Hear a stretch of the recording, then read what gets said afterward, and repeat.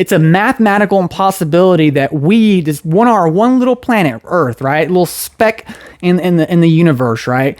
But it's a mathematical impossibility that I'm here right now talking into a camera on planet Earth in our time, in our part of the galaxy, right? Like, that's a mathematical impossibility in and of itself.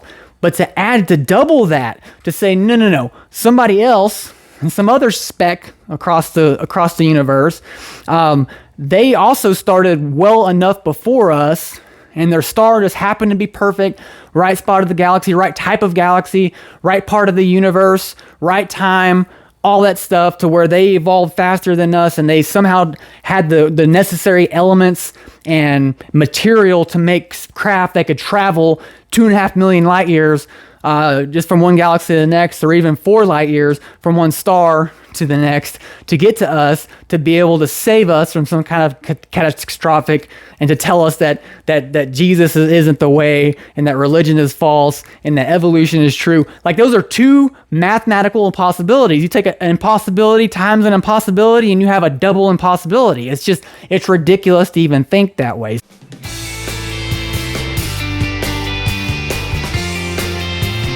Hello, everybody. Welcome to Charismatic Cheetah. My name is Michael Young.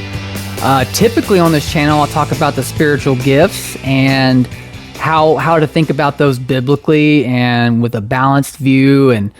But today, we're going to talk about, should Christians be worried if it's suddenly revealed that extraterrestrials, aliens, whatever you want to call them, if it's suddenly revealed that they are real? Should Christians be worried if that was to happen? And if they landed on the White House lawn today, should that challenge our faith? Should that concern us? Would that prove that Christianity is false? So that's what we're going to be covering today. This is going to be a part 1 of a multi-part series. I'm going to talk about the Nephilim. I'm going to do an episode on just fringe topics in general, Bigfoot, that kind of thing. And also just kind of look at all those and see how a Christian should respond to these. These are growing questions that are becoming more and more popular, becoming more and more relevant. But how do we think about these things from a biblical worldview, biblical perspective as Christians? And how do we have balance in this area too, and not get off out into left field around it? So that's what we're going to be talking about today. If you want to support the channel, please subscribe, like, share, comment, all that good stuff. It actually helps the channel out a lot. It helps the algorithm put my video in front of more people. So if you're blessed by this, please support it. Please help me out that way. Now, this is something I haven't ever asked before, but I just want to see what happens, right? This ministry is 100% funded by me and my wife. I mean, 100%. We have 9-to-5 jobs. We both have side hustles. Everything that we do, this mic, these cheap lights I have, everything is funded by me and my wife. And of course, we have bills to pay and everything else. So if you want to support the channel financially, then I will leave some links to CashApp and Venmo in the comment section. Basically, what I need really bad right now is a new PC. It's about $600. Also need a new microphone, which the microphone can wait. This one seems to be doing okay, but it is starting to give me some trouble.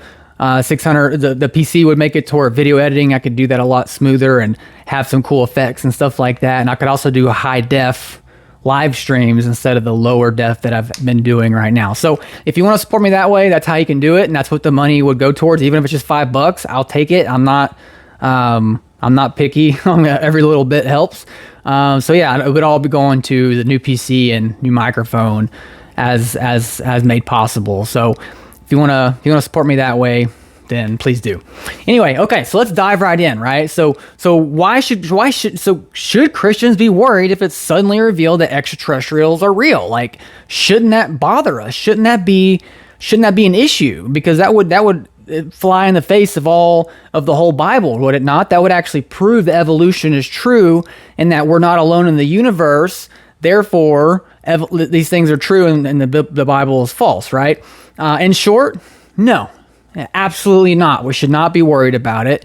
In fact, I would argue this is exactly what we should expect based on the Bible, biblical prophecy, and also understanding of general biblical theology. So we'll get into that a little bit here in just a minute. I would actually be more surprised if it doesn't happen in the next few decades than if it did happen. I actually fully expect some type of extraterrestrials to be revealed, or governments to say, hey, yeah, they've been here all along. They're here to help us. They're here to save us. They're here to save us from nuclear war or environmental disaster or something like that. So I fully expect that to happen because of what the Bible has to say about this, and them to essentially say that Christianity is false and probably all religions are false is probably what they would say. So, okay, but why shouldn't I worry about that? Well, aliens, in short, they're fallen angels. They're the demonic entities that the Bible talks about. Now, I want to make real quick. So, fallen angels and demons are actually two different things. There's two different views on this, that demons are fallen angels. I don't believe that. And then there's a view where the demons are the spirit of the dead Nephilim, as First Enoch explains, and that fallen angels are fallen angels. I mean, they're still on the dark side, they're on the bad side, but they're different entities. So, but for today, just to make it easy, just to make it real simple, demons and demons and fallen angels I'm gonna use those terms interchangeably just for today. So what I mean by that is the dark demonic forces, the Satan's minions, if you will. So they are the fallen angels of the Bible. And I would even say that maybe some of the UFO phenomenon that we see today could even possibly be angels, the good guys, maybe in some certain cases, right? So, but this probably doesn't mean what you think it means. That's the thing. Whenever I say the word angel, most people think of something completely different than what I actually mean when I say angel, right? And what the Bible means when it says angel or demon or fallen angel, right? And that's because, like, when we hear these words, we have a flawed ontology of what angels are. We have a misunderstanding of spiritual beings and what their essence is and stuff like that. So most people, when they hear the word demon, angel, or fallen angel, we think of beings that are purely spiritual in nature, purely spiritual, whatever that means, right? Meaning in a somewhat magical way that they are immaterial, they don't have physicality at all, and invisible to us, and only exist in the spiritual world. So we don't think of them as having any type of physicality. However, when we see them in the Bible, they're experienced and seen in very physical ways. So I'm going to take a quick look at a few instances where the Bible talks about angels.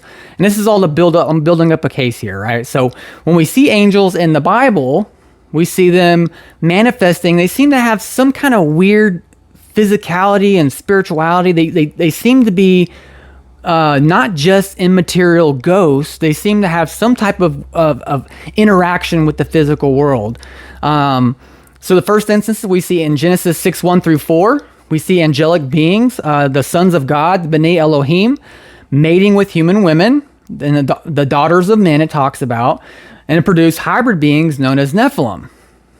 Here we see these beings, at least in some strange way, taking on physicality and actually reproducing genetically hybrid, half-angel, half-human beings that are called the Nephilim. They're called giants. They seem to have some kind of special thing going on. And of course, we see this in Genesis 6. We also see it in First Enoch, and we see it in other places in Second Temple period literature. The Jews believe this for the most part, and also a lot of the early Christians believe that First Enoch was scripture.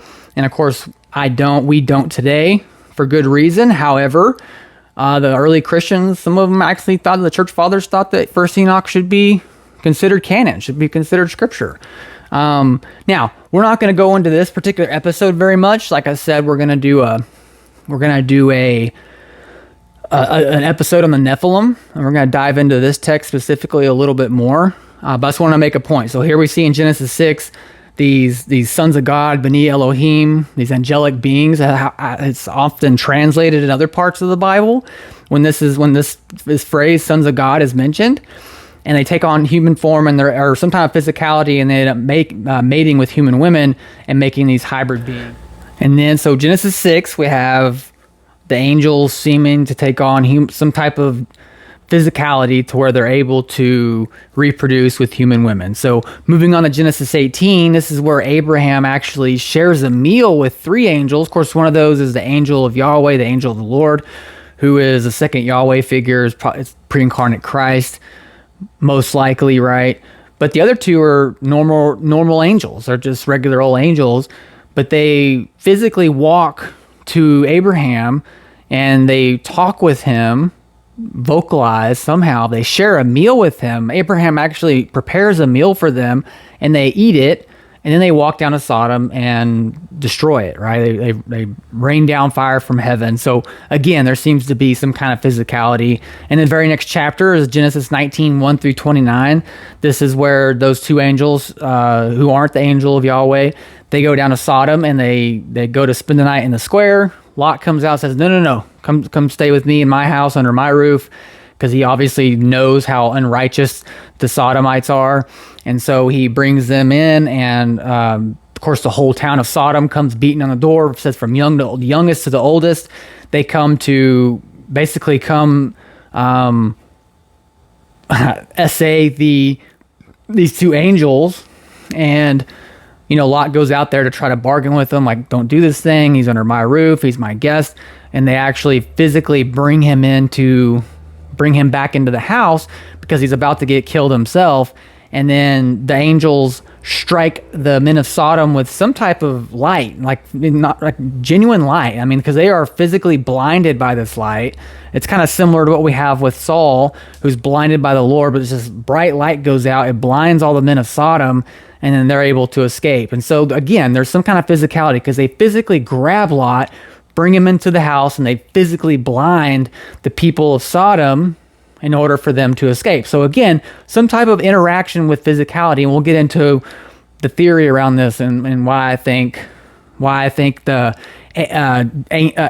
aliens being demons, fallen angels, makes a lot of sense in light of what the Bible says. So this is all for a purpose. Genesis 32, Jacob physically wrestles with an angel, and then this angel physically injures Jacob and basically messes his hip up for the rest of his life. So again, he wrestles with this physically wrestles with this angel for the whole night and gets physically injured. Moving on to Judges 13, this is where a woman who ends up being Samson's mother, she has this encounter with this, what she calls a man, but she's pretty sure he's an angel because he's very awesome. This is the words used in Judges 13. Long story short, the first interaction, she goes and tells her husband, hey, I saw this man, I think he was an angel, yada, yada. He said that I was going to have a kid named Sam, he's going to be strong, he's going to deliver Israel. And the second time this angel has an encounter with this angel, her husband's not around, so she says, hey, can I please go get my husband and go tell him and bring him here? And she physically brings her husband back to the spot where this angel is. His name is Manoah. We don't know the wife's name as far as I can tell, unless I missed it in the text, which I'm sure somebody will remind me, will correct me in the comments. But what I'm getting at with that is, and again, they try to offer this angel a meal, but he doesn't take it. He ends up, he says, well, go ahead and make a whole burnt offering. And then he goes back up to heaven in the smoke of this whole burnt offering.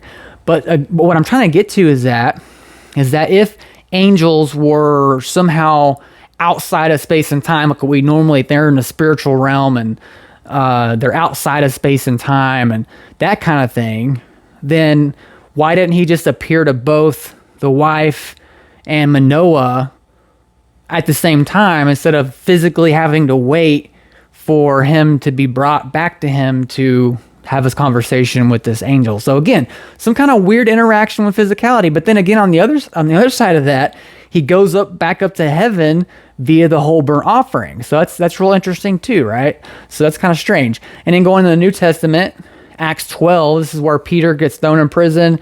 He wakes up to an angel nudging him, like waking up, like making him get up, and they walk out of the prison doors. The prison doors just open of their own. All the guards are passed out asleep, and Peter actually thinks he's having a vision or in a trance or something like that until he realizes he's outside of the prison, And so again, the angel physically nudges him to wake him up and physically takes him out of the jail, and then they're gone. The angel disappears.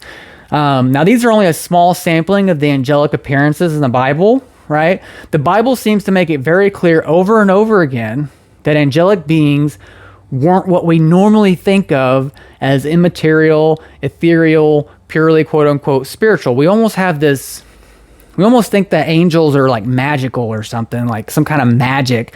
But it appears from what the Bible tells us, these angels have some kind of strange interaction with physicality. They're able to eat meals. They're able to reproduce with human women.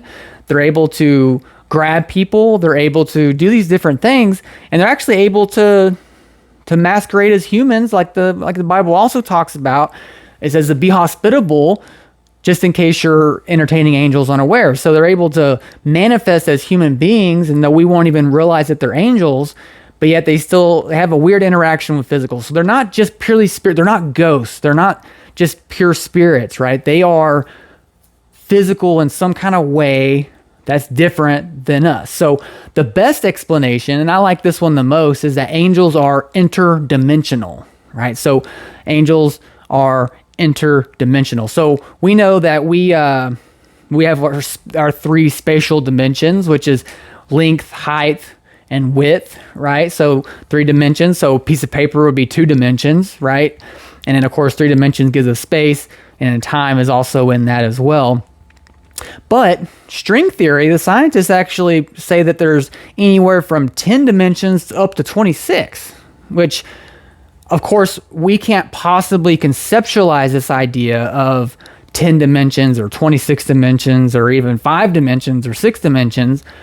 However, but it actually makes a lot of sense, because here's the thing: if you believe that there's a place called heaven and there's a spiritual realm, then you already believe that there's some kind of other dimension that's different from ours, right?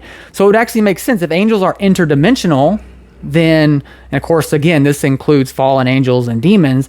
If they're interdimensional, then of course they can somehow interact with our dimension, right? Just like if let's say a 2-dimensional world would be like a piece of paper, or flat land is what it's been called in the past, right?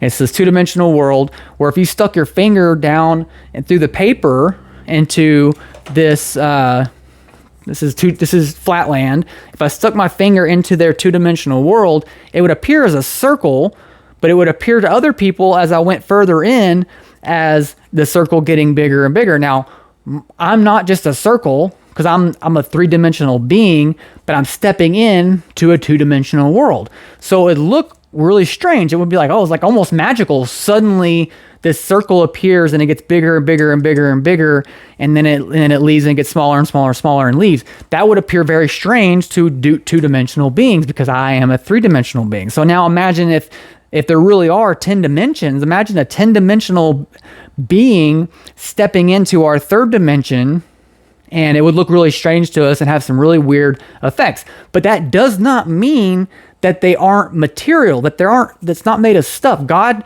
created the world and the universe, space and time, and all these, and if there really are 10 to 26 dimensions, God created all those dimensions as well. He created things to where they're physical, they are actual stuff. They're not just a ghost or ethereal or anything like that. So we would expect that if there really are angels, if the Bible is true, then interdimensional beings actually explains what angels and demons really are. It sounds less spiritual. It sounds more scientific, because that's what it is, but it's the same thing. So if angels really are interdimensional beings, then that's what I believe these aliens and extraterrestrials are, which makes a lot of sense. Because angels appear to just pop in and out of locations. They seem to just, like, again, going back to Acts 12, where the angel helps Peter out of prison, breaks him out, and then he just, poof, he's gone. He didn't disappear. He probably stepped out of our dimension into whatever dimension that he was in, where his actual home dimension happens to be, right? It actually makes a lot of sense, because they seem to, like, they can make themselves visible to the naked eye when God wills it, or if they will it, right? So again, this is why I say that aliens are fallen angels. They are the corrupt interdimensional beings that are enemies of God and under the rule of Satan. Their whole prerogative is to corrupt, deceive, and ultimately destroy God's image bearer, which is you and me. All human beings. They do this by leading us to worship them rather than God. Hence why all the ancients worshiped various idols, which strangely often look alike, even though they're on totally different continents and totally different periods of time, separated by oceans before boats and airplanes and that kind of thing was ever invented, leading us into sin, causing beliefs such as Darwinism, communism, Nazism, and more. Like these beings are deceitful. They lie, kill, and destroy. That is what they do. So what better way to deceive the nations than fooling the human race into thinking that evolution is true and that they are spacemen from a distant galaxy far, far away, and they're here to save us. They're saying, reject your God, reject your Lord, Jesus Christ. He's not real. We're here to save you.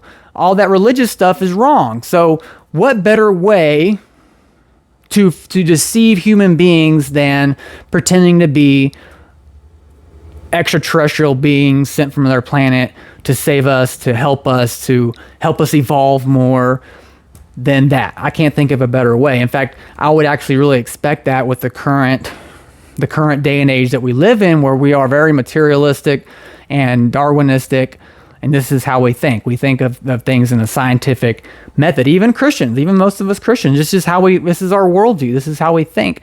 It's a very new worldview, but under our current worldview, it doesn't make sense to lead us into like actual idolatry, because like people don't really bow down to statues anymore. We just don't do that for the most part, unless you're, Roman Catholic. Kidding, but I'm also serious. But it actually makes more sense to lead people astray by leading them into things like Darwinism, evolution, and these types of things, and lead us away from the one true God and make religion seem like a fairy tale, when in fact it's actually the truth, the one true religion, which is Christianity. Okay, so now proof of this idea, this theory, can be found in countless testimonies of abductions being stopped the moment the abductee cries out the name of Jesus. This has been reported over and over again. People get abducted, they're pulled out of their bedrooms or whatever. They brought into some kind of spaceship. Sounds crazy, but a lot of them are actually like people who don't even know each other. Their stories line up surprisingly well, without any possible way of them knowing each other or being able to corroborate their stories. But their stories seem to match up in surprising ways. Totally different states, totally different people, different times, all that stuff. But over and over again, it's actually been reported that when someone is being abducted, if they cry out the name of Jesus, these abductions abruptly stop. Just boom, they're over. So that's happened. Also, a lot of abductees have actually claimed that these aliens actually told them that Christianity is false, or that Jesus was like an extraterrestrial like them, and was pushing like Eastern mysticism on these people. And also a lot of UFO sightings have actually been reported mostly at places of high strangeness, or old cult, pagan places of worship. And also people have been known to summon UFOs and other extraterrestrial activity by performing occultic rituals. So that's really interesting. If these creatures are more evolved than us, from a different galaxy or a different planet somewhere far away, and they're here to help us, then why does occult rituals help summon them? And why are they so hell-bent on rejecting Christ but pushing things like Eastern mysticism, right? And why would the name of Jesus cause an abduction to stop? That doesn't make sense unless these entities are actually interdimensional fallen angels sent here to lead human beings astray. Okay. Now, so that's that part, right? That's the spiritual, theological type part. There's no issue with the fact that aliens have been known to be physical, to have some kind of spacecraft, to interact with the physical world that we live in, because angels and demons, angels in the Bible, they interact in a strange way with the world that we live in, right? And also, too, it's like, well, why did an angel need to fly on a spaceship? Well, go with Ezekiel 1 and read that story. And that's Jesus himself, right? The one like a son of man comes down on this chariot. It's got read that, and then like these big wheels with eyes on them and stuff like that. So there seems to be some kind of chariots of God or chariots of the angels or something like that. So it's really not a problem. As people like, well, why would an angel need to fly a spaceship? Why would an angel interact with the physical world? Well, we see it in the Bible. These things actually happen. So there's no contradiction there. There's no friction there between a physical being and a being that rides in some kind of craft and the Bible and then being an angel or a demon. So that's that part. So that's the theological side, the biblical side. Now let's look at the more scientific part. So just the fact that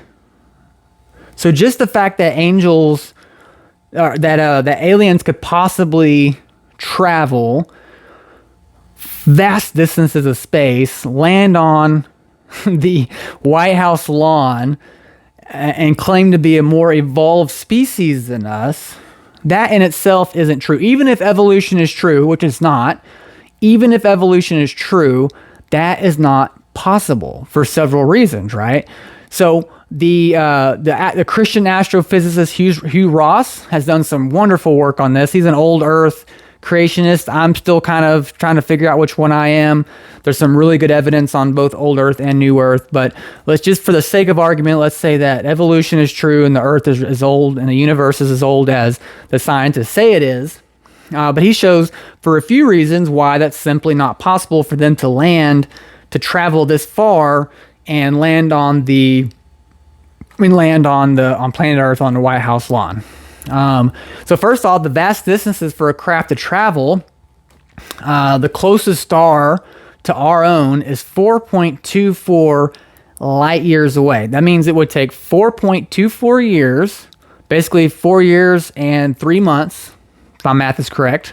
Yeah, 4 years and 3 months, traveling at the speed of light to go from the closest star to us, that's the closest one, to get to here. So that's traveling at the speed of light, which we can't possibly do. Even if we could, traveling through space at the speed of light, one little pebble or one little piece of space junk would rip the whole craft into smithereens, and it just wouldn't work, right? Now, the closest galaxy to ours, this makes it even wilder. So if they're from a different galaxy, then the closest galaxy to us is 2.5 million light years. That means the light you see from the Andromeda galaxy, which is the closest galaxy to ours, is 2.5 million year old light. It would take 2.5 million years, even if traveling at the speed of light were a possibility and there was no space junk, it would take 2.5 million years to get to us. So the vast distances, these aren't just like, much as like traveling to the moon or even traveling to Jupiter or something like that. This is traveling from one star to the next is a vast amount of space. One galaxy to the next is a vast amount of space. One side of the galaxy to the other side of the galaxy is a vast amount of space. It actually just doesn't make sense even for travel. Even if you could create some kind of wormhole, it still doesn't quite make sense. It just doesn't line up. You can't travel that far and be a physical being like us and need food and water and that kind of thing and be able to survive that long. Okay, also, he makes a case that the universe isn't old enough to have another evolutionary timeline that is older than our own. So basically what he says, and he makes a really good point of this, he doesn't believe in evolution. He believes in old Earth, but he doesn't believe in evolution, which is why I have a lot of respect for Hugh Ross. But even if evolution were true, the universe is as young as it can possibly be to be able to support life. There's all kinds of different factors, fine-tuning and that kind of thing, that have to happen Like stars certain elements have to form, it takes them so long for them to form. Stars have to be born and die and born again to create these elements, and there's a certain amount of space have to be just far enough away from the other star. They have to be in a certain part of the galaxy. They can't be too high up. If the galaxy looks like this from the side, you can't be right in the middle because it causes a lot of issues. But also, you got to be just a little bit above it, which is what I believe the Earth, what our star is just a little bit above it. But you can't be too high and you can't be too low and you can't be in the middle. So you have to be the right perfect spot. You can't be in the middle of a bunch of cluster of stars. You can't be in the middle of the galaxy. You have to be in a perfect spot, which just happens to be where our sun is, and our Earth happens to be in the right spot of not only the galaxy, but in the right part of the solar system with the perfect sun that's not too old, not too young, not too big, not too small, the right kind of sun, the right part of its life cycle where it's not emitting too much radiation.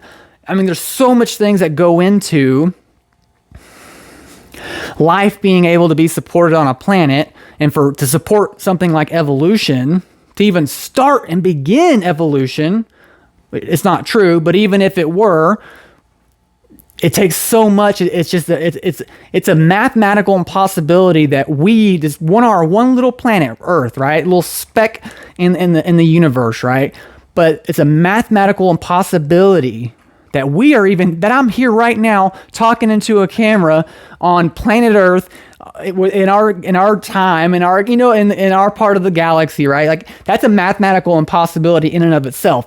But to double that, to say, no, somebody else and some other speck across the universe, they also started well enough before us, and their star just happened to be perfect, right spot of the galaxy, right type of galaxy, right part of the universe, right time, all that stuff, to where they evolved faster than us, and they somehow had the necessary elements and material to make craft that could travel 2.5 million light years just from one galaxy to the next, or even 4 light years from one star to the next, to get to us, to be able to save us from some kind of catastrophic, and to tell us that Jesus isn't the way, and that religion is false, and that evolution is true. Like, those are two mathematical impossibilities. You take an impossibility times an impossibility, and you have a double impossibility. It's ridiculous to even think that way. So he makes a really good case for this. The fact that we're even here is a miracle. I encourage you. I don't remember the name of the book right now. I'll add it to my description so you can check it out. I believe it's Why the Universe Is the Way It Is, I believe, by Hugh Ross. Even if you're a young earther, just even reading that and saying like that God really cares about us, and the chances of us being here at this time and place is impossible without some type of creator. For those very reasons right there, there's really no reason for the Christian to be worried about extraterrestrials landing on the White House lawn. Again, like I've said, I very much expect them to do that in the coming years. I'll be more surprised if it doesn't happen, if there isn't more disclosure. We already see the government starting to slowly admit to certain things, disclosure, that kind of thing. We're seeing UFO encounters and sightings and abduction stories and testimonies increasing. The government has actually spent quite a bit of money, reportedly, to reverse engineer these crashed alien spacecraft and stuff like that. So these things are going to happen, and I think it's going to be very important in the coming years that we understand this, that we really we take the time to learn about aliens and UFO sightings. That we need to take more time with this stuff, because a lot of Christians, let's be frank. If aliens landed on the White House lawn today, a lot of Christians would probably walk away from the faith because they don't know these things. They haven't looked into them. They don't understand that angels and demons, fallen angels, have some kind of interaction with physicality. So they might have physical bodies, but it doesn't mean that they're not an angel or they're not a demon, right? And they also don't understand that the stuff that we've been told by the scientists and told in school about evolution is completely bogus. There is very little evidence that evolution, macroevolution, is true, that we come from a little single-celled blob and we've evolved up into whales. They grew legs and they become monkeys, and the monkeys became humans, and then but somehow this happened on another planet somewhere else as well, because their universe is teeming with life, even though in reality it's very, very hard for life to survive without the perfect conditions. And you take one little, if you have 20 some odd dials on a wall, and you turn one of those dials, and they're all like the fine tuning of the universe. They have to be tuned right to the very perfect spot. If you take one of those knobs and turn it just not even a full click, just like a little bump, just bump it the wrong direction, the whole thing falls apart. Planet Earth, that's exactly how it is for our planet. You take the gravitational pull and you change it by just a little bit, either way, more or less, or the gravitation of the whole universe, and it either falls apart or collapses in on itself. And this can be showed over and over and over again. So that we've been taught these lies about evolution and materialism and science, and also we've been told lies about the Bible. We have this kind of dualistic type of view of what angels are and spiritual beings. We think that, it's almost borderline Gnostic. We have this view that physical bodies are bad, we're physical, and angels are good and they're spiritual, and that there's no in between, but angels have a physicality. They take on some type of physical nature, and if they're interdimensional, we should expect that, right? It looks a little different for us, but there is nothing there, so there's nothing there. So a lot of people are going to be deceived because they don't know these things. They haven't taken the time to look into, investigate these things and understand that there's no